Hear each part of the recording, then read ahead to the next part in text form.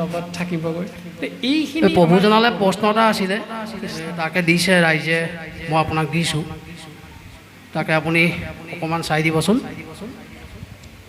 কৈ দিয়কচোন প্ৰশ্নভাগী কৃষ্ণ এই আমাৰ কৃষ্ণ কোঁৱৰ আহিছে ৰ'ব তেখেত আহিছে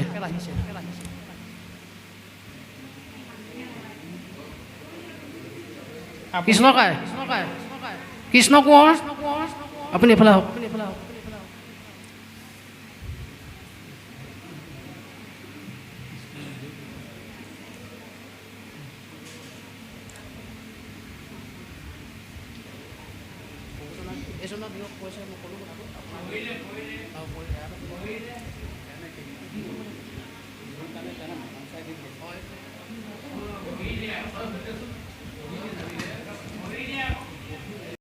ইয়াত দিছে 1 নং প্ৰশ্ন হৈছে মুক্তি কেই প্ৰকাৰ আৰু কি কি এজন প্ৰভুৱে দিছে মানে সুধিবলৈ মুক্তি কেই প্ৰকাৰ আৰু কি কি বুলি কৈছে 2 নম্বৰ প্ৰশ্ন দিছে এজন ব্যক্তিয়ে ভাগৱত অনুষ্ঠান পালন কৰে আৰু বিভিন্ন দেৱী দেৱতা পূজা কৰে সেইধৰণে হয়নে নহয় এনেকৈ কৈছে তাৰপৰা এতিয়া প্ৰায়বিলাক মানুহেই শাস্ত্ৰ ধৰ্মতকৈ পূৰ্বপুৰুষৰ ধৰ্মৰহে বেছি গুৰুত্ব দিয়ে মানে দেখা গৈছে তেনেকুৱা ধৰণৰ প্ৰশ্ন কেইখাৰি কৈছে মানে কিমান কি হয় এইটো মই মানে ৰাইজৰ জ্ঞাততে আপোনাক এইটো প্ৰশ্ন সুধিছোঁ কৃষ্ণ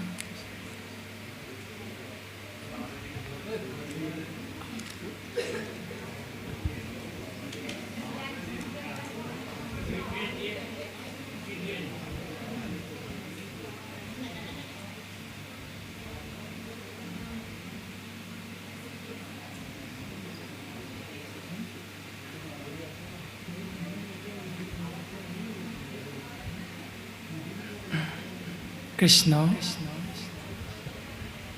পৰম বৈষ্ণৱজনা চৰণ কমলত আমি ভক্তিৰ সেৱাভাগী নিবেদন কৰা হৈছে যি প্ৰশ্ন কৰিছে আমি সিমানৰ পাত্ৰ নহয় তথাপিতো গুৰুজনাৰ আজ্ঞা শাস্ত্ৰ সন্মতে আমি কথাখিনি প্ৰকাশ কৰিবলৈ যৎপৰোনাস্তি চেষ্টা কৰা হ'ব ভুল ত্ৰুটিখিনি আপোনাক মহামহন্তই আমাক ক্ষমা দিব বুলি পুনশ্চবাৰ সেৱা নিবেদন কৰা হৈছে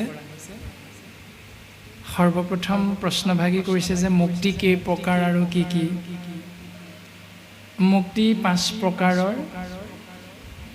কি বুলি ক'লে উত্তৰ হয় শালুক্য সাজুৰ্য সাৰূপ্য সামীপ্য আৰু নিৰ্বাণ বা মোক্ষ এই 5 প্ৰকাৰ মুক্তি এতিয়া 5 প্ৰকাৰ মুক্তি কোনে লাভ কৰিব পাৰিব 2 নম্বৰ প্ৰশ্নভাগী প্ৰকাশ কৰিছে এজন ব্যক্তিয়ে ভাগৱত অনুষ্ঠান পালন কৰে আৰু সমানে সমানে বিভিন্ন দেৱ দেৱীৰ পূজা পাতল এইবিলাকো পালন কৰে তেওঁ ঈশ্বৰৰ কৃপা লাভ কৰিবনে নকৰে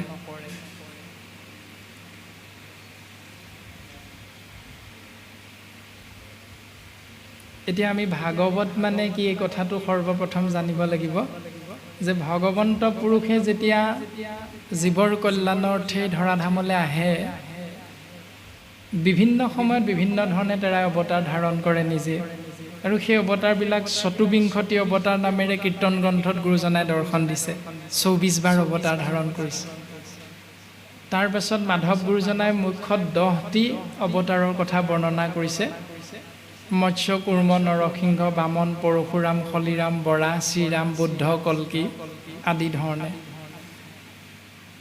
এতিয়া সেই অৱতাৰবিলাক ধাৰণ কৰি ভগৱন্ত পুৰুষ যেতিয়া গুচি গ'ল অৰ্থাৎ সগুণ সাকাৰ দেখা এটা ৰূপৰ পৰা নিৰ্গুণ নিৰাকাৰ এটা ৰূপলৈ গুচি গ'ল আৰু তেতিয়া উদ্ধৱে সুধিছিল যে প্ৰভু তুমি ক'ত থাকিবা মই তোমাক কেনেকৈ পাম তেতিয়া ভগৱন্ত পুৰুষে কৃষ্ণদেৱে মহাভক্ত উদ্ধৱৰ আগত কৈছিল তিৰুধায়ম প্ৰৱেশটো স্বয়ং শ্ৰীমদ ভাগৱতাৰ নৱম মই যামগৈ উদ্ধৱ তিৰুধায়ম মই যামগৈ প্ৰৱেশটো স্বয়ং কিন্তু মই পুনৰ প্ৰৱেশ কৰিম শ্ৰীমদ ভাগৱত অৰ্ণৱম, অৰ্ণৱ মানে সাগৰ বা সমুদ্ৰ। মই মহাভাগৱত সমুদ্ৰৰ মাজত প্ৰকাশমান হৈ যাম। মোৰ ৰূপটো কেনেকুৱা হ'ব? মোকতো আৰু শংখ চক্ৰ গদা পদ্ম এনেকুৱা এটা ৰূপ, আপুনি আমি হিৰণ্যকশিপুৰে যেনেকৈ স্তম্ভত মুষ্টিৰে প্ৰহাৰ কৰি দিওঁতেই ভগৱন্তই নৃসিংহৰ ৰূপ এটা ধাৰণ কৰি ওলাই দিছিল, আজিতো আৰু কলিযুগ, আপুনি আমি নামঘৰৰ খুঁটাত গৈ খুন্দিয়াই খুন্দিয়াই মূৰত তেজ উলিয়াই দিলেও ভগৱন্ত তেনেকৈ ওলাই নাহে। কাৰণ ভগৱন্তৰ ৰূপটো কি? বাংময় ৰূপ। তেহনয় বাংময় মূৰ্তি প্ৰত্যক্ষা বৰ্ততে হৰে, অৰ্থাৎ বাংময় মানে বাকযোগময়, বাণীময় মানে শব্দ ব্ৰহ্ম ৰূপত ভগৱন্ত প্ৰকাশমান হৈ আছে। সেই শব্দ ব্ৰহ্ম শুনাৰ লগে লগে, হৃদয়ত প্ৰৱেশ কৰাৰ লগে লগে হৃদয়ৰ পৰা অসূয়া অপ্ৰীতিবিলাক, কুৰ্চুট কপটতাবিলাক নাইকিয়া কৰি দিয়ে। এতিয়া নাইকিয়া হৈছে নে নাই হোৱা এইটো আকৌ আমি নিজে নিজেহে বুজি পাম। এতিয়া কথা হ'ল, সেই ভগৱন্ত বাংময় ৰূপ হ'ল মহাভাগৱত, আৰু এনেহেন বাংময় মূৰ্তি ভগৱন্ত মহাভাগৱত আশ্ৰয় কৰাৰ পাছত তেওঁ বিভিন্ন দেৱ দেৱীৰ পূজা অৰ্চনা উপাসনা এইবিলাক কৰিব পাৰিবনে? নোৱাৰে।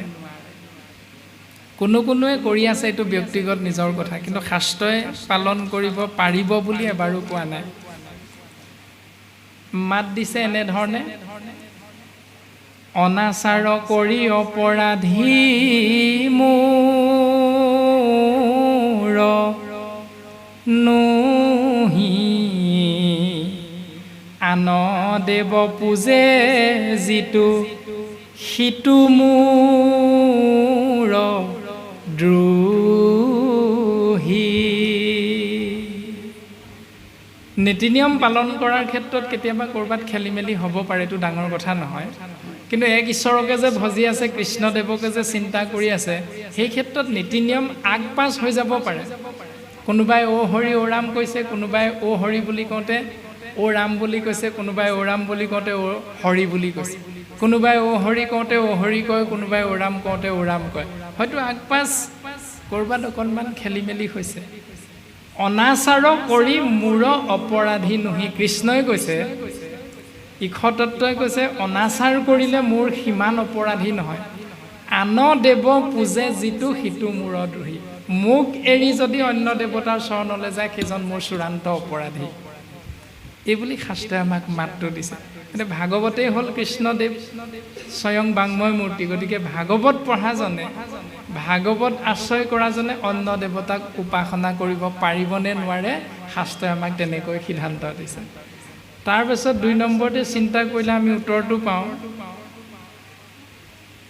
ঈশ্বৰ কৃষ্ণক এৰি যিটো জনে ভজে অন্য দেৱতাক,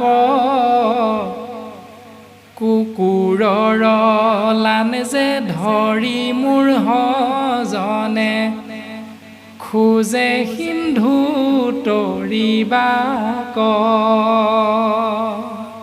ঈশ্বৰ কৃষ্ণদেৱক চিন্তা নকৰি অন্য দেৱতাৰ জৰিয়তে বৈতৰণি পাৰ হ'ব পাৰিম বুলি যদি কোনোবাই সেই নিয়মবোৰ কৰি আছে, তেতিয়াহ'লে নিজৰ পোহনীয়া কুকুৰটো ভৰ বাৰিষা সাগৰত দলি মাৰি দি নিজেও পানীলৈ জাপ মাৰি কুকুৰটোৰ নেজডালত ধৰি সাগৰখন পাৰ হৈ যোৱাটো যি বৃথা চেষ্টা, এই বৈতৰণি সংসাৰখন পাৰ হোৱাৰো তেনেকুৱাই বৃথা চেষ্টা। কৃষ্ণদেৱক এৰি যিসকলে অন্য দেৱতাক ভজনা কৰি থাকে, ঈশ্বৰ কৃষ্ণক যিটো অন্য দেৱতাৰ সম বোলয় ধম মোৰ মতি, ৮৪ নৰক ভুঞ্জি পাপৰ জনিত সিটো অৱশ্যে শুইবে কৌতপতি।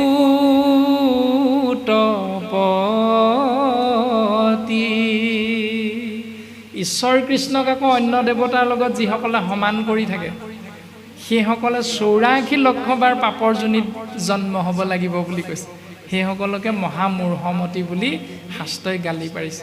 এতিয়া ঈশ্বৰ কৃষ্ণক অন্য দেৱতাৰ লগত কেনেকৈ সমান কৰিম? বাপে সেই কথাটোকে সুধি আছে।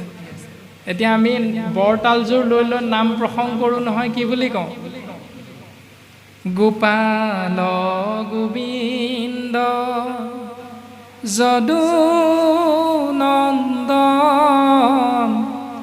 কৃষ্ণৰ চৰণে লৈলো শৰণ।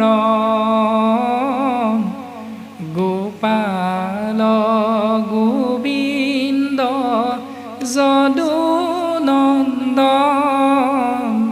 কৃষ্ণৰ চৰণে লৈলো শৰণ। সেইখিনিলৈকে ঠিকে আছে, কৃষ্ণৰ চৰণতে শৰণ ল'লোঁ। এতিয়া কোনদিনা শৰণ ল'লোগৈ? সৰস্বতী পূজাৰ দিনা, সৰস্বতী পূজা মূৰ্তি ভাগৰ আগত। এতিয়া বাপে সেইটোকে সুধিছে যে ভাগৱত পঢ়িলোঁ অৰ্থাৎ কৃষ্ণ নামত শৰণ ল'লোঁ, গৈ প্ৰকাশ কৰিলোঁগৈ সৰস্বতী পূজাৰ দিনা। কৃষ্ণ নামত শৰণ ল'লোঁ, গৈ উপস্থাপন কৰিলোঁ শিৱৰাত্ৰিৰ দিনা। এই দুদুল্যমান অৰ্থাৎ দুমুখীয়া নীতিৰে বচনে কেৱল মাত্ৰ হৰিত শৰণ লয়, মুখেৰে কৃষ্ণ কৃষ্ণ কৈ কৃষ্ণতে শৰণ ল'লে। চিত্তে আন দেৱক ভজয় জানিবাহা কদাচিতো সিদ্ধি সিটো নলভয় হৰি তাৰ সন্তোষ নোহয়। এই সিদ্ধান্তটো দিছে ২ নম্বৰ ভাগী প্ৰশ্নৰ উত্তৰত যে ভগৱন্ত তেনেকুৱা প্ৰক্ৰিয়াৰে তেওঁৰ চৰণলৈ যোৱা জীৱক কৃপা নকৰে বুলি কৈছে। তথাপিতো আমাৰ মনুষ্যবিলাক তেনেধৰণে ঈশ্বৰৰ কৃপা পাবৰ বাবে নীতি নিয়ম পালন কৰি থাকে। গতিকে সেইখিনি ভুল শুদ্ধ শাস্ত্ৰ অধ্যয়ন কৰিলে আপোনালোকে নিজে নিজেও বুজি পাব। গতিকে আমাক প্ৰশ্নভাগী সুধিছে যেতিয়া উত্তৰখিনিহে দিয়া হৈছে, তাত যদি কাৰোবাৰ অন্তৰত কিবা আঘাত লাগিছে আপোনালোকে আমাক কৃপা কৰিব বুলি আমি পুনশ্চ সেৱা নিবেদন কৰা হৈছে। ৩ নম্বৰ প্ৰশ্নভাগী হ'ল, এতিয়া প্ৰায়বিলাক মানুহে শাস্ত্ৰ ধৰ্মতকৈ পূৰ্বপুৰুষৰ ধৰ্মত বেছি গুৰুত্ব দিয়া দেখা যায়। এই কথাষাৰ আপুনি কি ভাবে? অলপমান উত্তৰ দিলে ভাল হয়। কৃষ্ণ শাস্ত্ৰ মত এৰি যি কথা কহয় কেৱলে পাখণ্ড নয়। শাস্ত্ৰৰ বাক্যৰ অৰ্থ এৰি প্ৰাণজিৎ নামৰ শৰীৰটোৱে নিজে নিজে কিবা এটা কৈ থৈ গ'লে প্ৰাণজিৎ নামৰ শৰীৰটো শাস্ত্ৰই পাখণ্ড বুলি ক'ব। আৰু যিটো মত প্ৰকাশ কৰা হয় সেই মতটোকো পাখণ্ডৰ মত বুলি কৈছে। সেইকাৰণে আমি যিটো নিয়ম পালন কৰিম ই শাস্ত্ৰই ক'ব লাগিব। শাস্ত্ৰই ক'লেহে আমি পালন কৰাটো শুদ্ধ হ'ব। শাস্ত্ৰই নোকোৱা নিয়ম এটা পালন কৰি থাকিলে ই কেতিয়াও শুদ্ধ মত নহয়, ই পাখণ্ডৰ মত বুলি শাস্ত্ৰই কৈ আছে। গতিকে আমি যদি চিন্তা কৰোঁ, কটু মন্দমতি শাস্ত্ৰ নকৰে বিচাৰ কৰৈ পূৰ্ব পুৰুষ কৰ্ম। কটু মন্দমতি শাস্ত্ৰ নকৰে বিচাৰ কৰৈ কুল ধৰ্ম পূৰ্ব পুৰুষ আচাৰ। এতিয়া আমাক একাদশ স্কন্ধত কৃষ্ণদেৱে উদ্ধৱৰ আগত প্ৰকাশ কৰিছে যে এনে কিছু মহামূৰ্খ আছে যিসকলে শাস্ত্ৰ অধ্যয়ন নকৰে, শাস্ত্ৰ বিচাৰ নকৰে, আৰু বিচাৰ নকৰি কি কৰে? পূৰ্বপুৰুষৰ নিয়ম এটা পালন কৰি থাকে। এতিয়া সেইসকলকে মহামূৰ্খ বুলি কৈছে। এতিয়া আমি সেইটোকে চিন্তা কৰিব লাগে। পূৰ্বপুৰুষৰ নিয়ম যদি পালন কৰিছোঁ তেতিয়াহ'লে আমাক মহামূৰ্খ বুলি কৈছে। মহামূৰ্খ আমি নহওঁ, পূৰ্বপুৰুষৰ নিয়মো পালন কৰিম। এতিয়া আমাৰ পূৰ্বপুৰুষনো কোন? সেইটো যদি শাস্ত্ৰসন্মত হয় তেতিয়াহ'লে আমি মহামূৰ্খ নহয়। এতিয়া কীৰ্তন গ্ৰন্থত সিদ্ধান্ত এটা দিছে, প্ৰতিমাত কৰে দেৱতা বুদ্ধি, তীৰ্থ বুলি কৰে জলত শুদ্ধি, বৈষ্ণৱত নাই ইষৱ মতি গৰুটো অধম কৃষ্ণ বদতি। বদতি মানে কৈ থকা কৃষ্ণদেৱে কৈছে সেইসকল গৰুতকৈও অধম যিসকলে তীৰ্থ বুলি কৰে জলত শুদ্ধি, অৰ্থাৎ তীৰ্থত ভ্ৰমণ কৰিছোঁ বুলি এজন আত্মীয় সৌহৃদৰ পৰলোকগামী হ'লে শান্তিয়নী পানী অকণ খাই শুদ্ধ হ'লোঁ বুলি নামত কোনোদিন আশ্ৰয় নকৰে। সেইসকলক গৰুতকৈ অধম বুলি কৈছে। শান্তি পানী অকণ যে খাই আমাৰ কোনোবা গোঁসাইৰ ওচৰৰ পৰা আনি কোনোবা ভকতৰ ওচৰৰ পৰা আনি ঘৰতো অকণমান ছটিয়াই দিয়ে ঘৰ শুদ্ধ হ'ল বুলি ককাই ভাইৰ মাত বোল নাই তেওঁ ঘৰত নাম এষাৰ কৰিলে মাত বোল নোহোৱাৰ কাৰণে তেওঁ ঘৰলৈ নাযায় শান্তিয়নিকণ 3 দিনতে খাই শুদ্ধ হৈ যায় 10 নম্বৰ দিনটোত না দহা পাতিব না 11 নম্বৰ দিনটোত 5জন বা 3জন ভকতক আনি হ'লেও নাম এষাৰ কৰিবই লাগিব কাৰণ নামতে সমস্ত পুণ্য কি জয় বুলি কৈছে নামতহে শুদ্ধি হ'ব পাৰে কোনো শান্তিয়নি জলৰ দ্বাৰা জীৱ কল্যাণ নহয় আৰু কেতিয়াও শুদ্ধ হ'ব নোৱাৰে শাস্ত্ৰৰ মত যদি সেই নিয়মটো আমি পালন কৰি আছোঁ শান্তিয়নি অকণ খাই দিম শুদ্ধ হৈ যাম ই কেতিয়াও শুদ্ধ নহয় সেই নিয়মটো পালন কৰিছোঁ মানে আমাক গৰুতকৈ অধম বুলি শাস্ত্ৰই গালি পাৰিছে প্ৰতিমাত কৰে দেৱতা বুদ্ধি প্ৰতিমা মানে মূৰ্তিয়ে ভাগত গৈ ধূপ ধূনা জ্বলাই বন্তি জ্বলাই সেৱা কৰিছোঁ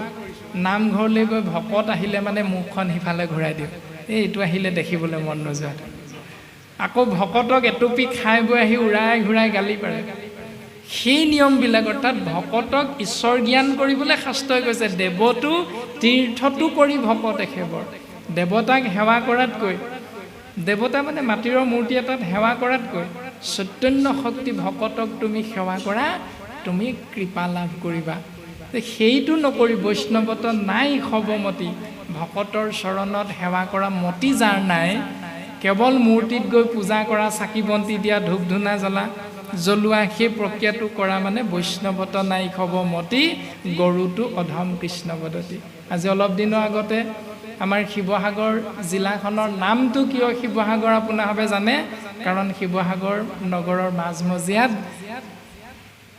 এটা ডাঙৰ শিৱ মন্দিৰ আছে শিৱসিংহই অৰ্থাৎ ৰুদ্ৰসিংহই সেই মন্দিৰ ভাগ নিৰ্মাণ কৰিছিল সেই শিৱ মন্দিৰ ভাগত আজি 5 বছৰমান আগলৈকে মহত্বটো আছিল কাৰণে বিভিন্ন ঠাইৰ পৰা ভক্তৰ সমাগম হৈছিল এতিয়া তাত মহত্বটো আছে নাই শিৱ মন্দিৰটোৰ ভিতৰডোখৰ খানি পেলালে নহয় পুৰাতত্ত্ব বিভাগে এতিয়া শিৱ নামৰ ভগৱানজন ক'লৈ গ'লগৈ নাজিৰাৰ অগ্নিনাভ মন্দিৰলৈ গ'লগৈ এতিয়া সেই অগ্নিনাভ মন্দিৰলৈ ভকতৰ সোঁত বৈ আছে তাৰমানে আমাৰ ভগৱানজন তেনেকুৱা আমি ভাবি থকা আমি বিচৰা মংগল বিচৰা ভগৱানজন তেনেকুৱা তাৰমানে ইঠাইত যদি থাকিবলৈ ঠাই নাপায় সিঠাইলৈ যায় আমাৰ ভগৱানটো কেতিয়াও তেনেকুৱা নহয় আমাৰ ভগৱন্ত সমস্তৰে হৃদয় পদ্মত আছে সমস্ত কাষ্ঠতে অগ্নি আচন্ত বিয়াপি ঘড়ীখন বিনে টাংকনে দেখে কদাপি প্ৰত্যেকডাল কাঠতেই প্ৰত্যেকজোপা গছতেই ভগৱান তত্ত্ব আছে কিন্তু ভক্তি নভৰিলে আপুনি মই তাক দৰ্শন নাপাওঁ ভক্তি নোহোৱাৰ কাৰণে দেখা নোপোৱাৰ কাৰণে আজি গছ এজোপাৰ তলত চাকি দিলোঁ কাইলৈ আকৌ মাটিৰ মূৰ্তি এটাত গৈ চাকি দিলোঁ তাৰমানে ইয়াত আমি সন্তুষ্ট নহ'লোঁ তাতো দিলোঁগৈ আকৌ গৈ সৰস্বতী পূজাৰ দিনাও চাকি দিলোঁ সৰস্বতীয়ে বেয়া পাব আকৌ গণেশ পূজাৰ দিনাও চাকি দিলোঁ তেওঁ বেয়া পাব শাস্ত্ৰই কৈছে কৃষ্ণক পূজিলে পূজা সমস্তৰে হয় পৃথকে পূজিলে পূজা কেহু নলয় কৃষ্ণক পূজা দিলে সমস্তই সন্তুষ্ট হয় কিন্তু কৃষ্ণক যদি নুপুজি পৃথকে পূজা কৰে তেতিয়াহ'লে কোনোজন সন্তুষ্ট নহয় তাৰমানে